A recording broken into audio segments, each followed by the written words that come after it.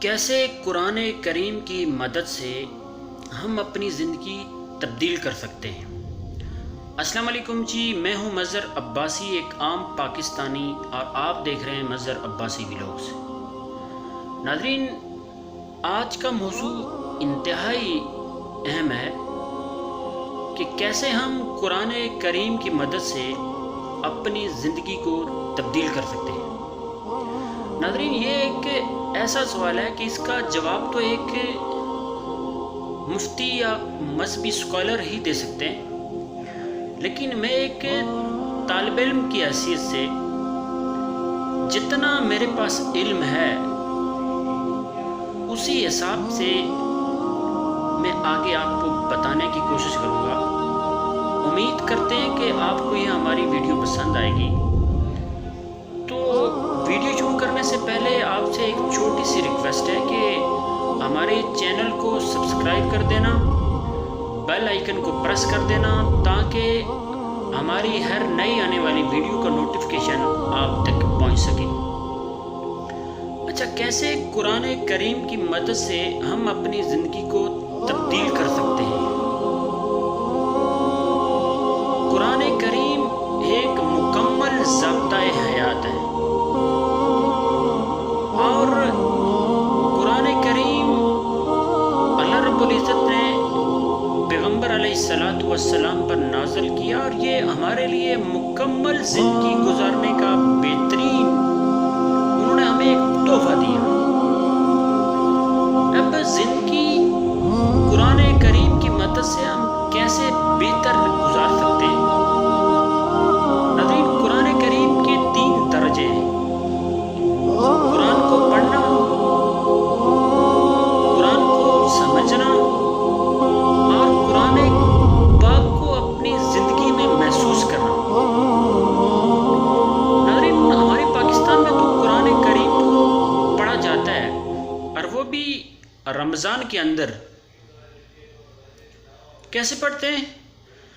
یا ایھا الذین آمنوا اتقوا اللہ حق تقاتہ ولا تموتن الا وانتم مسلمون۔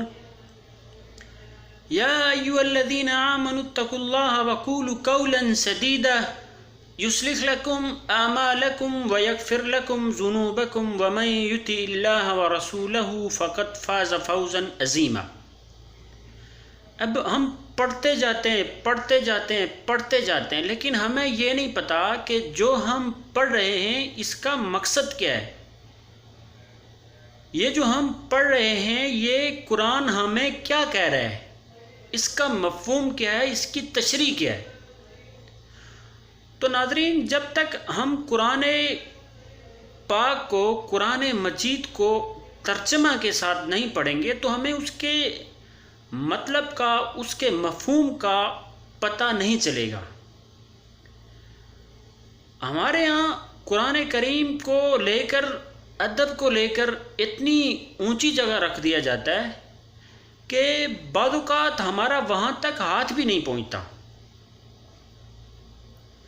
ہم یہ کہتے ہیں کہ قرآن کریم کو 2-3 غلافوں میں لپیٹ کر، کیونکہ ادب ہے، احترام ہے، بالکل احترام کرنا چاہیے، ادب کرنا چاہیے، لیکن قرآن کا اصل ادب، قرآن کا اصل احترام یہ ہے کہ ہم اس کی تلاوت کریں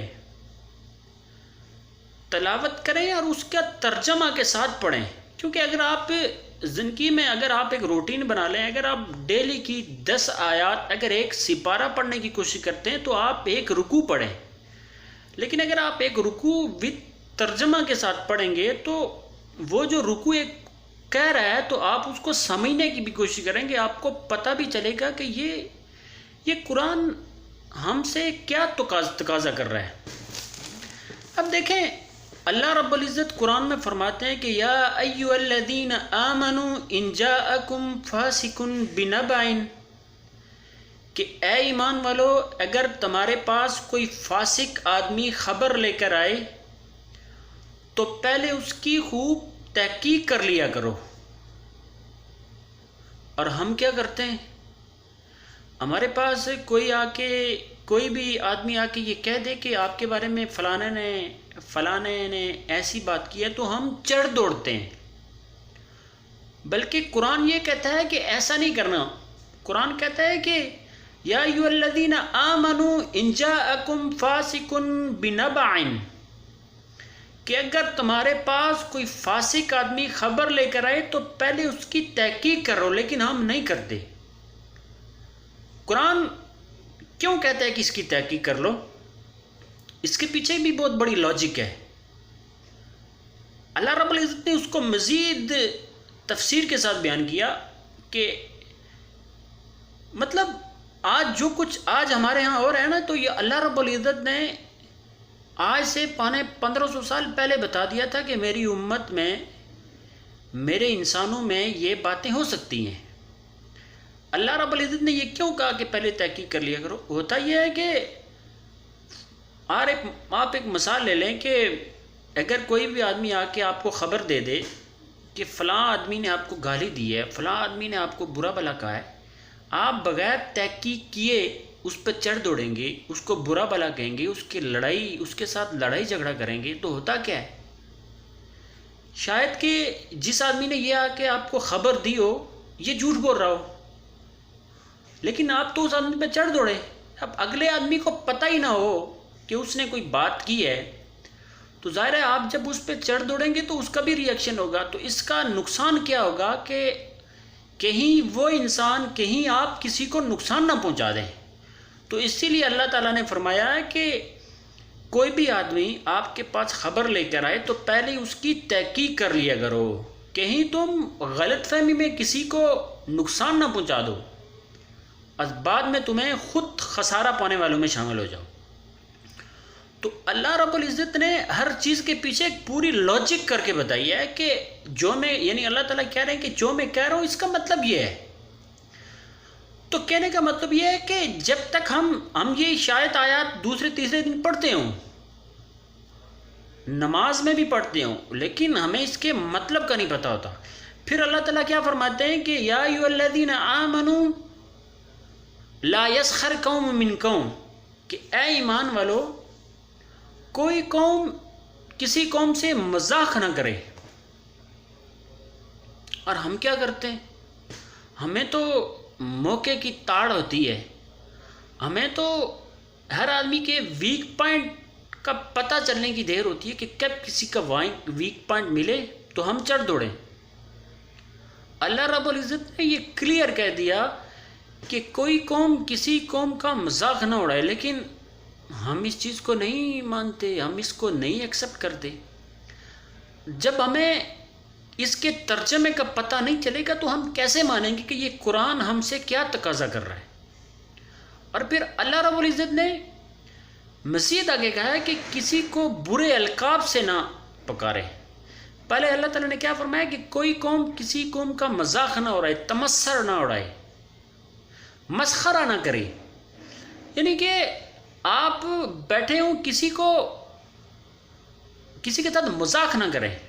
لیکن ہم اس سے ہٹ کے ہماری روٹین ہے، ہم تو اس خوش فہمی میں ہوتے ہیں کہ کب کسی کی کوئی بات ایسی ملے تو ہم اس کا مذاق اڑائیں، اس کا تمسخر اڑائیں.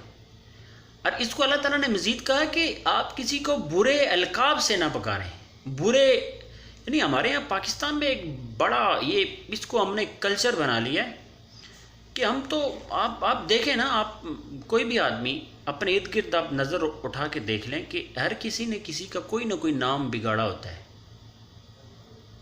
اور یہ ہمارے یہاں روٹین بن چکی ہے. اللہ رب العزت نے اس چیز کو منع کیا ہے کہ کوئی کسی کو برے القاب سے نہ پکارے. یہ قرآن کا دوسرا درجہ ہے. قرآن کا تیسرا اور آخری درجہ یہ ہے کہ قرآن کو اپنی زندگی میں محسوس کرنا. قرآن کو ہم اپنی زندگی میں کیسے محسوس کر سکتے ہیں؟ دیکھو اللہ تعالیٰ کہتے ہیں کہ جب قرآن آپ کے سامنے پڑھا جاتا ہے تو ان کے ایمان تازہ ہو جاتے ہیں، ان کے دل ڈر جاتے ہیں. تو کیا ہم ہر آدمی اپنا محاسبہ بہتر انداز سے، بہتر طریقے سے کر سکتا ہے کہ کیا قرآن کی جب تلاوت ہوتی ہے تو ہمارا دل ڈرتا ہے؟ کیا رمضان المبارک میں جب مسجدوں میں ہم جاتے ہیں، تراویح کے لیے جاتے ہیں، قاری صاحب کے پیچھے ہم کھڑے ہوتے ہیں، تو کیا جب قاری صاحب تلاوت کرنا شروع ہو جاتے ہیں کہ یا ایھا الذین آمنوا اذا نودی للصلاۃ من یوم الجمعہ فاسعوا الی ذکر اللہ وذروا البیع ذالکم خیر لکم ان کنتم تعلمون.